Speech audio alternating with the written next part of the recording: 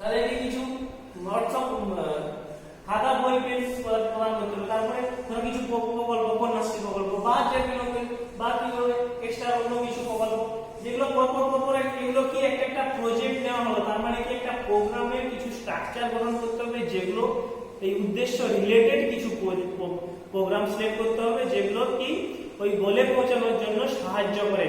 তারপর নেক্সট দেওয়া আছে কি approved program document with the projection for future. তার মানে কি যে প্রোগ্রামগুলো আমি সিলেক্ট করব ভবিষ্যতের জন্য তার অ্যাপ্লিকেবল এবং সঠিক জাজমেন্টের জায়গা থাকে। নেক্সট আছে decision making process. Decision making process মানে সঠিকভাবে সিদ্ধান্ত নিতে হবে, কিভাবে প্ল্যান করা হবে, কিভাবে প্রোগ্রামিং করা হবে তার সঠিকভাবে সিদ্ধান্ত নিয়ে একটা স্ট্রাকচার গঠন করতে হবে। তারপর হচ্ছে use of analysis for decision making and purpose. সঠিকভাবে ডিসিশন মেকিং এর জন্য ব্যবহারিক কিছু ফিনান্সিয়াল দিক থেকে কিছু যে জিনিসগুলো ব্যবহার করা হয় decision making. Use of analysis for decision making for purpose. Making purpose means সেখানে কি বলা আছে যে কোনো অর্গানাইজেশনের সঠিক যে উদ্দেশ্যগুলো রয়েছে সেগুলো সামনে রেখে সঠিক সিদ্ধান্ত নিতে হবে এবং কি তার ব্যবহার যেন থাকে, মানে সঠিক ব্যবহার যেন থাকে। যেমন আমি এ বি সি ডি চারটা প্রজেক্ট নিয়ে নিলাম অথচ তাদের কি আমি যে উদ্দেশ্য ঠিক করেছি তার সাথে কোনো মিল নেই, এমনটা যেন নয়। তাদের মধ্যে কেন ব্যবহারিক যেন দিক থাকে, যেন সেই উদ্দেশ্যের সাথে রিলেটেড থাকে এবং সেই উদ্দেশ্যে যেন ব্যবহার করা যায় যে সিদ্ধান্তগুলো। Adapted to the need for information systems, মানে কি যে পরিমাণে যে রিপোর্টিং এর যে সমস্যাগুলো আসে বা কিছু রিপোর্টিং এর মাধ্যমে কি কিছু এরর থেকে যাচ্ছে কোনো প্ল্যানিং এ বা কিছু ইনফরমেশন যেগুলো পেলাম সেগুলোকে সঠিকভাবে অ্যাডজাস্টমেন্ট করে নেওয়া। তাহলে এইগুলোর উপর ভিত্তি করে কোনো মনে করা হয় যে এইগুলোর পিপিবিএ সিস্টেমটা সাফল্যমণ্ডিত হতে পারে, সঠিকভাবে অ্যাচিভমেন্ট হতে পারে কোনো অর্গানাইজেশনের উদ্দেশ্য। তারপর নেক্সট দেওয়া আছে কি step of PPBS. Step of PPBS এখানে প্রথম ফার্স্ট দেওয়া আছে দেখো এস্টাবলিশ অবজেক্টিভস। এস্টাবলিশ অবজেক্টিভস মানে বলছি নেক্সট বলছি এস্টাবলিশ অবজেক্টিভস। তারপর নেক্সট আছে কি নেক্সট আছে সিস্টেমেটিক অ্যানালাইসিস। নেক্সট আছে determining financial cost and alternative planning. তারপর দেওয়া আছে ফিনান্সিয়াল ক্লাসিফিকেশন, ইভালুয়েশন রেজাল্ট। তারপর আছে editing to the improve alternative plan, মানে আবার পুনরায় আমি সেই কাজটাকে যদি কোনো ভুল থেকে থাকে তাহলে পুনরায় আমি নিয়ে করব। কেমন এটা মানে দেখো প্রথমে আছে establish of objective. Establish objective কিছু না, একটা স্পেসিফিক কোনো অর্গানাইজেশনের উদ্দেশ্যকে ঠিক করা। এখানে দেওয়া আছে দেখো এখানে দেওয়া আছে the objective of the program are be specified to consider consistence with the long term goal of quantitative term are a possible। তার মানে কি যে অর্গানাইজেশনের যে উদ্দেশ্যটা অ্যাচিভ করা সম্ভব একটা স্পেসিফিক একটা উদ্দেশ্য, সেই উদ্দেশ্য স্পেসিফিকটাকে যাচাই করা এবং সঠিকভাবে উদ্দেশ্য ঠিক করা, গোল ঠিক করা।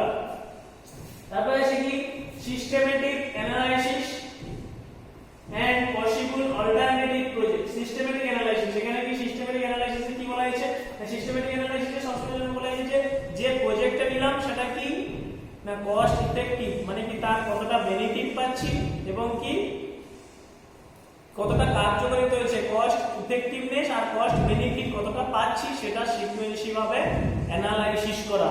কেমন ভাবে হয় তাই এ possible alternative project achieve to program objectives and analysis in systematic way with use of cost benefit analysis and cost effective analysis. তার মানে কি এই দুটো টুলস এর মাধ্যমে এই স্টেজে এই দুটো অ্যানালাইসিস করা হয়। তার মানে কি এই সিস্টেম অ্যানালাইসিসটাকে এই স্টেজে এই ফিনান্সিয়াল দিকটা বিবেচনা করা হয় কোন দিক থেকে না কোয়ান্টিটিভ দিক থেকে, অথচ সেটা কোন টুলস এর মাধ্যমে না cost benefit analysis and cost effective analysis এর মাধ্যমে, এই দুটো টুলস এর মাধ্যমে। তাহলে cost benefit analysis and cost ইফেক্টিভ অ্যানালাইসিসটা কি না কস্ট বেনিফিট অ্যানালাইসিসটা কি না এটা তোমাদের লেটেস্ট সিলেবাসেও আছে। কস্ট বেনিফিট অ্যানালাইসিসটা কি না সেটা হচ্ছে কি একটা টুলস, কেমন যে আমি কোনটায় বেনিফিট পেলাম। তার মানে কি ধরো মনে করো সাপোজ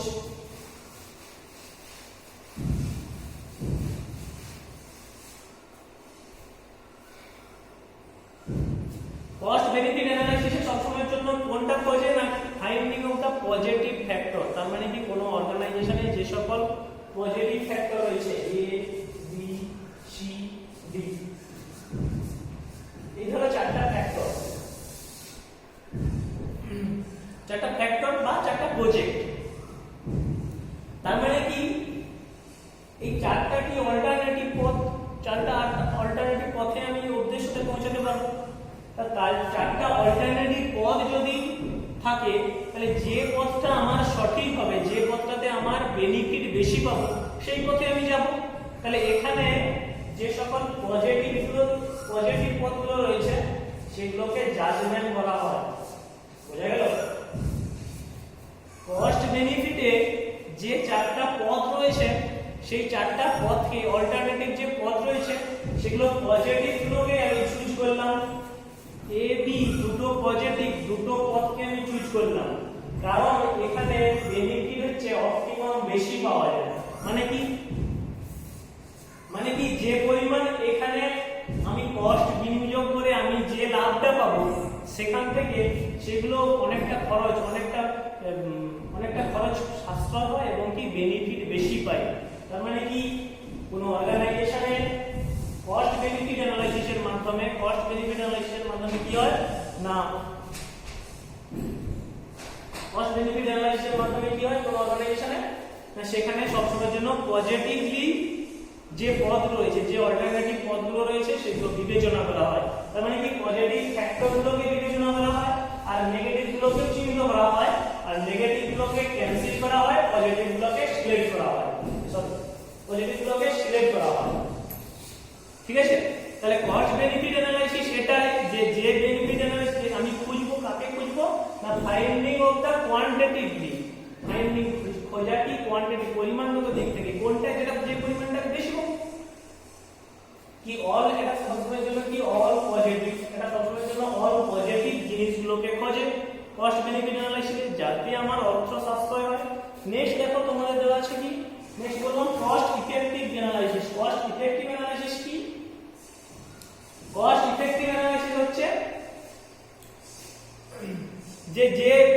যে সকল যে স্টেপ গুলো রয়েছে কস্ট ইফেক্টিভে কি রয়েছে না কস্ট ইফেক্টিভে যে কতটা যে পরিমাণ যে কাজগুলো নিলাম সেগুলো কতটা কার্যকরী।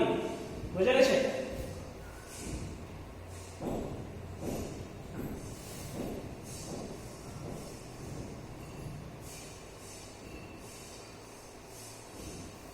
তারপর নেক্সট দেখো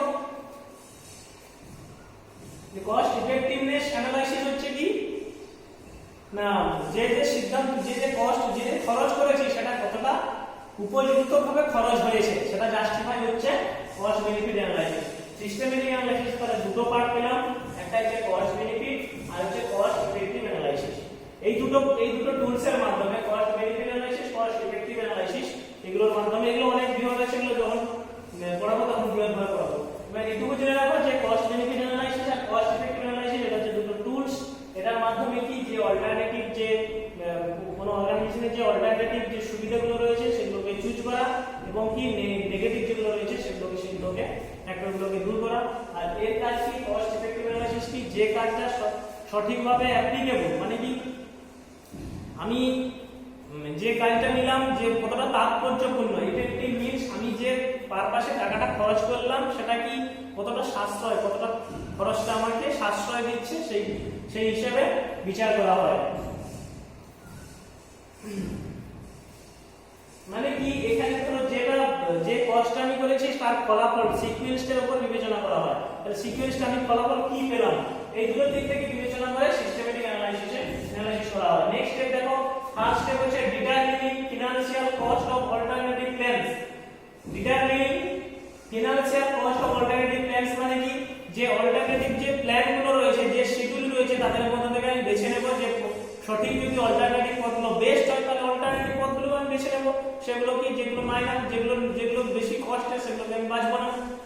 তার মানে কি নেক্সট স্টেপে এখানে বিবেচনার পর তবে এখানে চুজ করা হয় কোনটা বেস্ট ফিনান্সিয়াল বাঁচবে সেইগুলো নির্ধারণ করা হয়। তারপর নেক্সট স্টেপে আসছে কি ফাংশনাল ক্লাসিফিকেশন। তার মানে কি এই স্টেপের পর এই অল্টারনেটিভ প্ল্যানিং এর পর আমি বেছে সঠিক আমার অর্থ সাশ্রয় হবে। তারপরে কি আসছে, তারপরে এসছে কি, তারপরে আমি কি ধরনের কাজ, সেটাকে কাজের উপর ভিত্তি করে তাকে আলাদা করলাম, যে এইটা এই কাজ, সেটা সেই কাজ, এই দিক থেকে বিবেচনা করলাম। কোন দিক থেকে না, functional and physical performance to function and কি প্রোগ্রাম প্রজেক্ট এন্ড অ্যাক্টিভিটি। তার মানে কি যে প্রজেক্টটা নেওয়া হয়েছে তার উপর, এবং কি এই যে বললাম যে ABCD চারটা প্রজেক্ট, ধরো কি মিড ডে মিল প্রদান, এদের কাজের উপর ভিত্তি করে, মিড ডে মিল প্রদান বা পোশাক বিতরণ, এদের কাজের উপর ভিত্তি করে এদেরকে আলাদা আলাদা ক্লাসিফিকেশন করলাম। ইভালুয়েশন কি বললাম, ইভালুয়েশনে কি এটা ইভালুয়েশন কিভাবে হবে না, এটা কি ফিনান্সিয়াল দিক থেকে, অবশ্যই এটা কোয়ান্টিটিভ দিক থেকে বিবেচনা করা হয় এই মেজারমেন্টটা। তার হচ্ছে এডিটিং ইমপ্রুভিং অল্টারনেটিভ প্ল্যান। মিন এখানে কি, যে সকল যে এই যে প্ল্যান করতে, এই যে ইভ্যালুয়েশনের পরে আমি কি বিচার করব, যে সকল আমার প্ল্যানিং এ ভুল থেকে গেছে বা আমার প্রোগ্রামিং এ কিছু শর্ট রয়ে গেছে, সঠিকভাবে অ্যানালাইসিস হয়েছে না, সেখানে সব সময়ের জন্য এই আবার একটা রি-ইভ্যালুয়েশনের জায়গা হচ্ছে এই এডিটিং ইমপ্রুভিং দা প্ল্যানিং, অল্টারনেটিভ প্ল্যানিং। নেক্সট এবার যাই, এর কি তাহলে গুরুত্ব রয়েছে, এই PPDS এর কি মেরিট রয়েছে না। এক নম্বর, প্রথম কি দেবো দেখে শিখি, এই যে integrated the process of evaluation. Integrated process of evaluation means না, এটা কি করে না, প্ল্যানিং এবং কি প্রোগ্রামিং এন্ড বাজেটিং সিস্টেম, এই তিনটে সিস্টেমকেই অ্যানালাইসিস করে।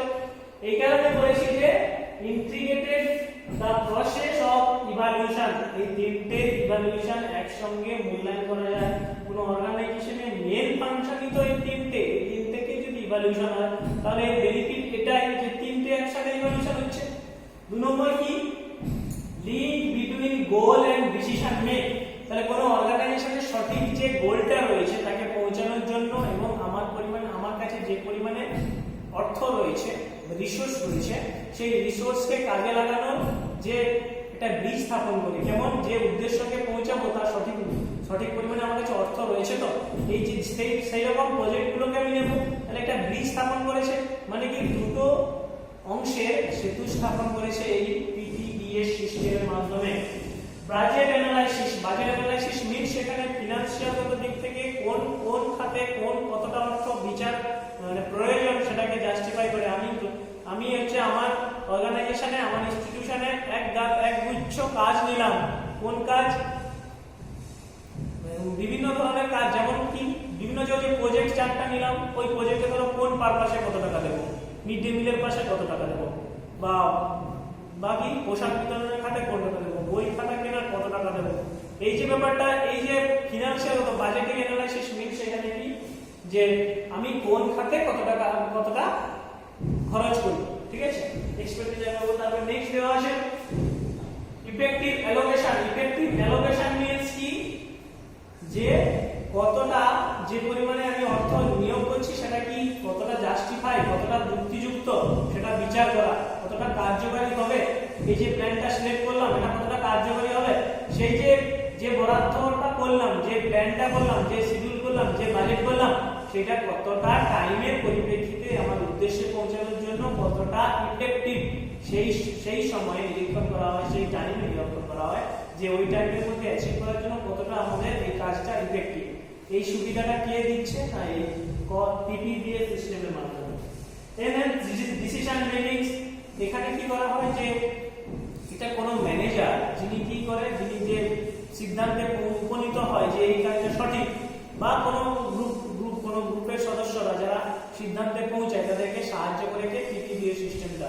কোনো অর্গানাইজেশনের সিদ্ধান্তকে অর্গানাইজেশনের উদ্দেশ্যে পৌঁছানোর যে ডিসিশন, সেটাকে সঠিকভাবে পালন করে কে PPDS সিস্টেমের অ্যানালাইসিসের মাধ্যমে।